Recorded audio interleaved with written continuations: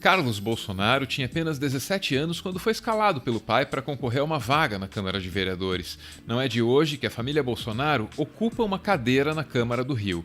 Acontece que, naquela ocasião, havia um problema. Bolsonaro tinha brigado com a então esposa, Rogéria Nantes. Basicamente, isso tirava dele o controle do mandato de Rogéria. Foi por isso que Jair colocou o filho para concorrer com a própria mãe. Ambos disputavam votos no mesmo filão do eleitorado.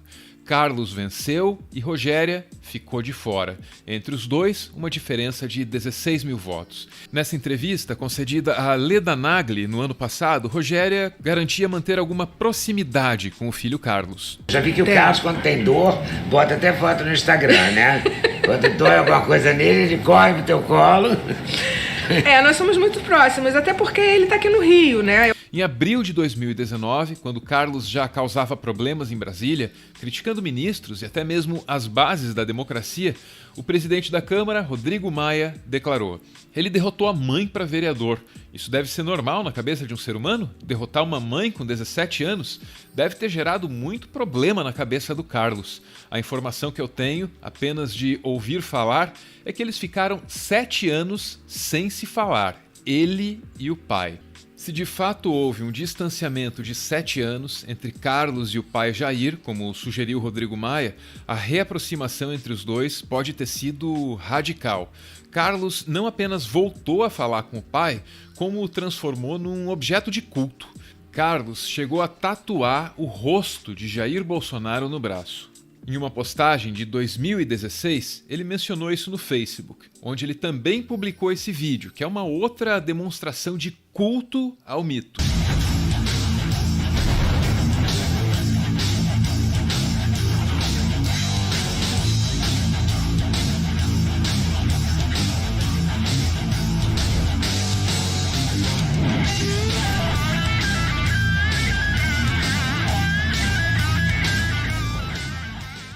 Na internet, o vídeo do Super Mito é atribuído à página Direita Vive 3.0. Mas, como se sabe, Carlos tem sido responsável pela comunicação digital bolsonarista. Então é bem possível, se não for provável, que ele tenha algo a ver com a produção disso aqui. Essa certamente é uma possibilidade que Carlos negaria. Ele admite que trabalhou para a campanha do pai, mas sustenta que peças como essa aí foram iniciativas de um movimento popular. Aqui, ele aparece em uma entrevista concedida a Leda Nagli. Não tinha isso, era um movimento espontâneo, não existe isso. Era uma coisa inacreditável. Não teve marqueteiro, não tinha um responsável pelo Nordeste. Não teve nada disso, não teve nada. Foi um movimento popular. Embora seja visto com frequência em Brasília e seja apontado como o mentor do gabinete do ódio, Carlos se enxerga de maneira meio resignada, como alguém que tem um papel menor no grupo político dos Bolsonaro. Não sou estrela, não sou sucessor.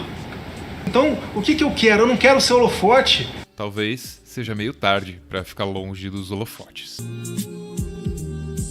Em abril de 2020, a Polícia Federal já tinha concluído que Carlos Bolsonaro era o articulador de uma vasta rede responsável por espalhar desinformação.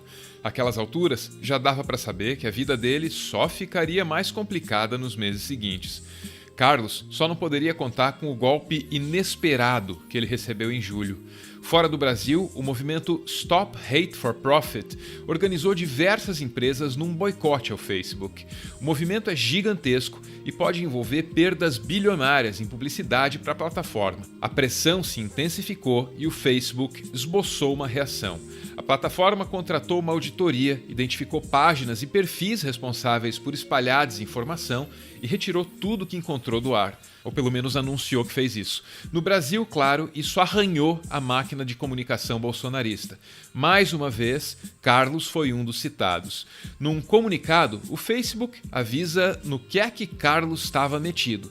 A atividade incluiu a criação de pessoas fictícias, fingindo ser repórteres, publicação de conteúdo e gerenciamento de páginas, fingindo ser veículos de notícias. Os conteúdos publicados eram sobre notícias e eventos locais, incluindo política e eleições, memes políticos, críticas à oposição política, organização de mídia e jornalistas, e mais recentemente, sobre a pandemia do coronavírus.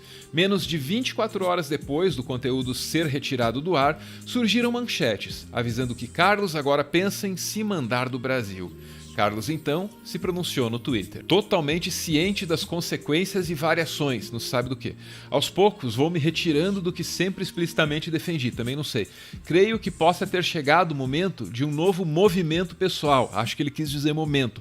Estou cagando para esse lixo de fake news e demais narrativas. Precisamos viver e nos respeitar, o que me lembra de uma outra frase dele. Respeita o cacete, eu respeito quem eu quiser. Bom, o texto do tweet que a gente acabou de ver é confuso e não será facilmente compreendido.